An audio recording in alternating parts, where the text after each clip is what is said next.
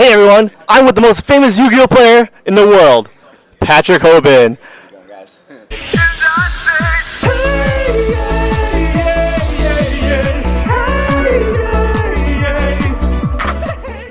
How's life after Yu-Gi-Oh?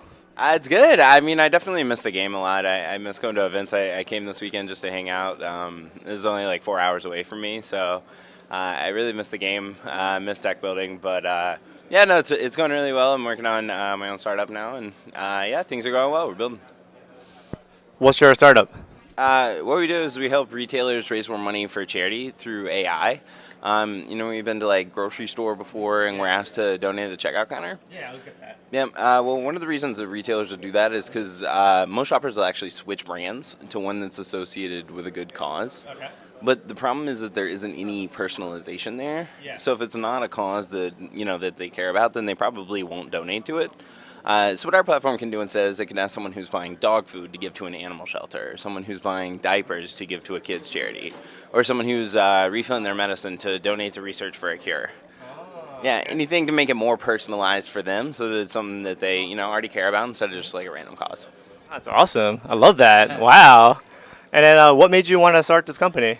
So I was doing fundraising before for Nature Conservancy and Save the Children, and yeah, I started with Johnny Lee from he plays Yu-Gi-Oh as well. Oh, he does? Yep, and yeah, we had just known each other for a long time, and I was like, I think this is an awesome opportunity. We should just go for it. And it's funny, Johnny's like super risk averse, and he took the jump with me, and now we're doing it.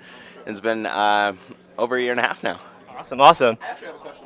So, one thing that you talk about a lot when you play Yu-Gi-Oh is deck building, right? And a lot about in your book, Road of the King, a whole chapter or a couple of chapters on deck building, and a lot of times Johnny will talk about it in his Facebook post, like compare like deck building to building a business. So how have you used the concepts that you learned from being successful in Yu-Gi-Oh for as long as you have to building your business now here in the last year and a half or so? Yeah, sure. No, I definitely think that a lot applies from Yu-Gi-Oh and business in the same right, just because a lot of the strategy, a lot of the like testing, you don't know what works at the end of the day, right? Like you just want to like go out there and actually do it. There's no reason to like sit there and think about it all the time, and you end up like wasting a bunch of time when if you instead went out there and just did a bunch of testing, which is exactly what Yu-Gi-Oh is, right?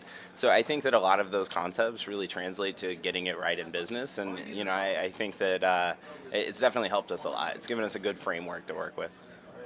So you kind of like define success as like like topping an event. Like that's like kind of the end game, at least as far as you want, and then at least like top an events throughout the season. So you want like a series of wins and then continue that going. So how would you compare that to like success in business? I would say, I mean, like in business, you really just you have to be consistent, obviously, because there's no like short turnaround for it, because like an event is always one weekend. So I would say like building a successful like business would be very similar to being consistent across a format or consistent across a few years even. Right. Very important question. I want to become a Yu-Gi-Oh master. I've never topped an event.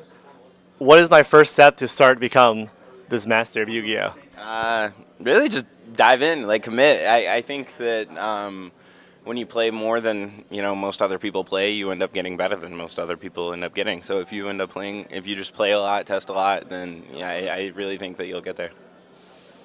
Just jump in and get your hands dirty. Of course, yeah, play a lot. Don't just say, oh, excuse. The more excuses you make, the more you're not going to succeed. Is that correct? Yeah, just play. Exactly. Do you ever plan on playing Yu-Gi-Oh again in the near future? Yeah, I mean, I could really like to. I really do miss it. But in the immediate future, not right now, but I'd like to come back eventually. I do miss it. So you came back today, and you were kind of just strolling through, and I saw a lot of people come up to you, ask for autographs. What's the craziest thing you've autographed in the last couple of years? The craziest thing, wow. You have a couple you can name them. I think the craziest, someone's iPhone, no case. That was An interesting. iPhone? Yeah. like World's Mads, prize cards. There have been a few ones that have been really interesting, for sure. Awesome. Nothing weird this weekend. Nothing weird this weekend. All right. Well, hopefully there's nothing weird with Parvin you as you go forward and continue to build a successful business, just like you build a successful deck, right? Over the course of a format. All right. Thank you. One more.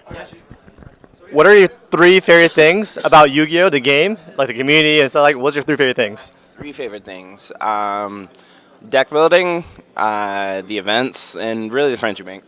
The friendshiping? I love the friendship. This is my favorite part. My favorite part of Yu-Gi-Oh is make friendships, make a nice community, and talking to each other, and then just like have a nice nice like socials kind of thing. Yeah, like I haven't played in 2 years, and I came this weekend just to hang out and see all my friends.